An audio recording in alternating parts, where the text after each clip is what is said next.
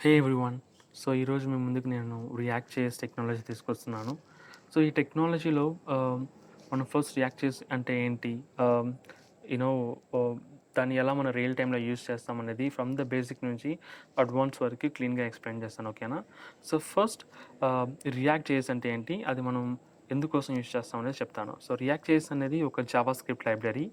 So, దాన్ని use చేసి మనం యూజర్ ఇంటర్‌ఫేస్ కాంపోనెంట్స్‌ని డిజైన్ చేస్తామనమాట. ఓకేనా?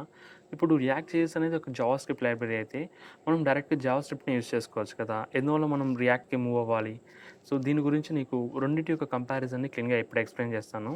సో, ఫస్ట్ మనం దానికంటే ముందు హెచ్‌టీఎంఎల్ అండ్ సీఎస్ఎస్‌లో ఎలా రౌటింగ్ వర్క్ అవుతుందని చెప్తాను.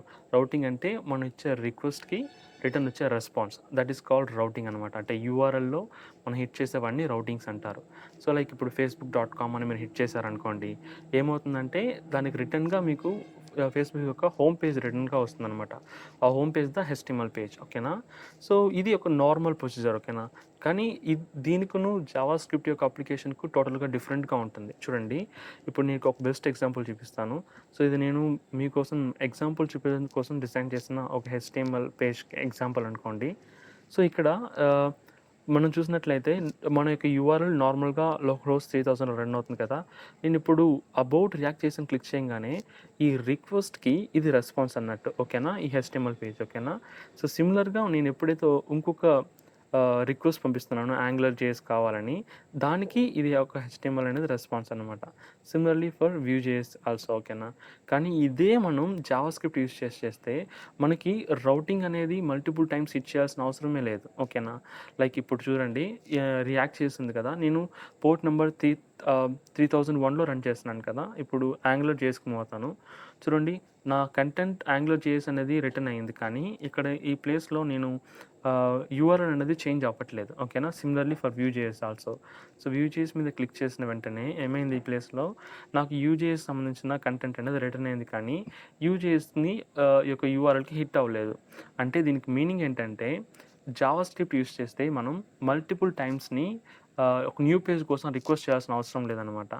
ఆహ్, మనం జావాస్క్రిప్ట్‌లో ఓన్‌గా సేమ్ బ్రౌజర్ కాంపోనెంట్‌లోనే లాజిక్‌ని రైట్ చేయొచ్చు. ఓకేనా? లైక్ హెచ్టీఎంఎల్, సీఎస్ఎస్ లాగా ప్రతి ఒక్క దానికి న్యూ న్యూ న్యూ పేజ్‌ని లోడ్ చేయడం అటువంటివన్నీ మనం ఇక్కడ చేయాల్సిన అవసరం లేదు. ఓకేనా? చూడండి, దాని గురించి నేను క్లియర్‌గా ఎక్స్‌ప్లెయిన్ చేస్తాను.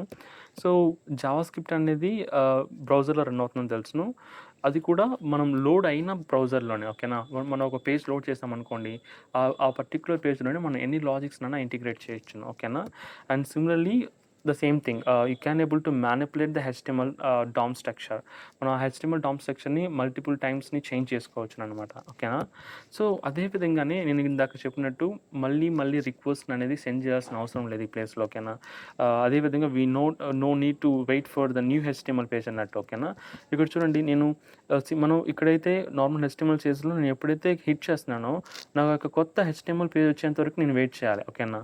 కానీ ఈ ప్లేస్‌లో నేను దేనికోసం వెయిట్ చేయాల్సిన అవసరం లేదు. ఇప్పుడు నాకు రియాక్ట్ చేసి కావాలా, రియాక్ట్ చేసి క్లిక్ చేస్తే రియాక్ట్ చేసి యొక్క కాంపోనెంట్ ఎంటర్ అవుతుంది.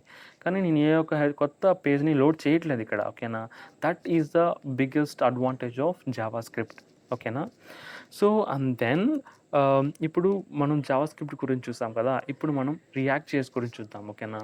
సో, ఇప్పుడు జావాస్క్రిప్ట్‌కును, రియాక్ట్ జేఎస్‌కును మనం డిఫరెన్స్ చూస్తున్నాం. అది క్లియర్‌గా అండర్‌స్టాండ్ చేసుకోండి ఫస్టు. సో, జావాస్క్రిప్ట్‌లో మనం చూసిన దాన్ని వచ్చి లోకల్ కోడ్‌లోనే రన్ చేస్తాం. కానీ రియాక్ట్ జేఎస్ అనేది ఒక క్లయింట్ సైడ్ సర్వర్ అన్నట్టు. ఓకేనా? క్లయింట్ సైడ్‌లో రెండర్ అయ్యే కాంపోనెంట్ ఆఫ్ జావాస్క్రిప్ట్ అంటారు. So, client side JavaScript library అంటారనమాట. ఎందువల్లంటే ఇక్కడ మనం రన్ చేసే ప్రతి ఒక్క అప్లికేషను సర్వర్‌లోనే రన్ అవుతుంది. ఓకేనా? కానీ normal HTML, CSS files server అవసరమే లేదనమాట. ఓకేనా? That is why we are actually running all those files in client side.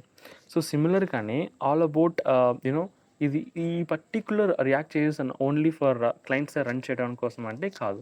ఇందులో మనకి మల్టిపుల్ ఫీచర్స్ ఉందన్నట్టు. లైక్ రియాక్ట్ హుక్స్ కానీ, అండ్ దెన్ రౌటర్ కాంపోనెంట్స్ కానీ, రౌటర్ ఫీచర్స్ కానీ, తర్వాత రెడెక్స్ కానీ, ఇటువంటి బ్యూటిఫుల్ కాన్సెప్ట్స్ ఉందనమాట. మనం రియాక్ట్ యూజ్ చేసి సింగిల్ పేజ్ ఇంటిగ్రేట్ చేయొచ్చు. సింగిల్ పేజ్ అంటే ఏంటంటే లైక్ ఒకే పేజ్లో మనకి కావాల్సిన అన్ని కాంపోనెంట్స్ని లైక్ ఇదనమాట బెస్ట్ ఎగ్జాంపుల్. మనకు కావాల్సిన అన్ని కాంపోనెంట్స్ని ఇంటిగ్రేట్ చేయడం. మల్టీ పేజ్ అంటే రియాక్ట్ చేసుకు ఒక ఇండివిజువల్ పేజ్ క్రియేట్ చేయడం ఒక కాంపోనెంట్ అండ్ యాంగులర్ జేఎస్కి ఒక individual component individual page design చేయడం. సో ఇది వచ్చి మల్టీ పేజ్. ఇది వచ్చి ఎగ్జాంపుల్ ఆఫ్ సింగిల్ పేజ్ అన్నట్టు. ఓకేనా, ఇది మీకు క్లియర్గా అండర్స్టాండ్ అవ్వాలి. సో అండ్ దెన్ మనకి రియాక్ట్ జేఎస్ కాకుండా రియాక్ట్ జేఎస్కి ఆల్టర్నేటివ్ ఏమైనా ఉన్నాయంటే ఉన్నాయి. So first and foremost Angular. So Angular అనేది it is like TypeScript depend అయి ఉంటుంది అనమాట. ఈ విషయం క్లియర్గా అండర్స్టాండ్ చేసుకోవాలి. జావా స్క్రిప్ట్కి ఎలా అయితే రియాక్ట్ జేఎస్కి ఎలా అయితే జావా స్క్రిప్ట్ ఒక లైబ్రరీయో, అదేవిధంగా యాంగులర్కి టైప్ స్క్రిప్ట్ అనేది ఒక ఫార్మల్ సింటాక్స్ వే. ఓకేనా, టైప్ స్క్రిప్ట్ ఓకేనా. And at the same time మనకి అన్ని ప్యాకేజెస్ వచ్చి ఇన్బుల్ట్గానే ఉంటుంది యాంగులర్కి. ప్యాకేజ్ కావాలన్నా కమ్యూనిటీ పేజ్ నుంచి ఇన్స్టాల్ చేసుకోవాలి. Like npm install react router DOM install redex అనేసి ఒక ఇండివిజువల్ ప్యాకేజ్ని npm నుంచి ఇన్స్టాల్ చేసుకోవాలి. కానీ యాంగులర్కి అలా కాదన్నట్టు. యాంగులర్కి అన్నీ ఇంటిగ్రేటెడ్గానే ఉంటాయి. అండ్ దెన్ Vue.js అనేది ఎలా అంటే అదొక లెస్ పాపులర్ యూజర్ ఇంటర్ఫేస్ అని చెప్పొచ్చును. కానీ ప్రతి ఒక్క దానికి ఉండే ఇంపార్టెన్స్ దానికి ఇండివిజువల్గా ఉంటుందన్నట్టు. ఓకేనా, సిమిలర్లీ మనకి ఎలా అయితే యాంగులర్లో అన్ని ప్యాకేజెస్ ఎలా ఇంటిగ్రేట్ అయి ఉంటుందో అలానే ఇక్కడ కూడా కోర్ ఫీచర్స్ అన్నీ ఇంటర్నల్గానే ఇంటిగ్రేట్ అయి ఉంటాయి అనమాట. కానీ ఒకే ఒక డిసప్పాయింట్మెంట్ థింగ్ ఏంటంటే Vue.jsలో మనం ఇది వచ్చి రియాక్ట్ అండ్ యాంగులర్కి ఉన్నట్టు అంత పాపులర్ అవ్వలేదు. కానీ దీన్ని యూజ్ చేసే వాళ్ళు కూడా ఇంకా ఎక్కువ మంది ఉన్నారు. ఓకేనా, గైస్, సో ఈ రోజుకి నేను ఒక ప్రాపర్ ఎక్స్ప్లెనేషన్ ఇచ్చాను అనుకుంటున్నాను. లైక్ రియాక్ట్ అంటే ఏంటి, రియాక్ట్ ఆల్టర్నేటివ్స్ ఏంటి, మనం రియల్ టైంలో యూజ్ చేసేవి, at the same time single page applications ఎలా ఉంటాయి, మల్టీ పేజ్ అప్లికేషన్స్ ఎలా ఉంటాయని ప్రాపర్గా ఎక్స్ప్లెయిన్ చేశాను.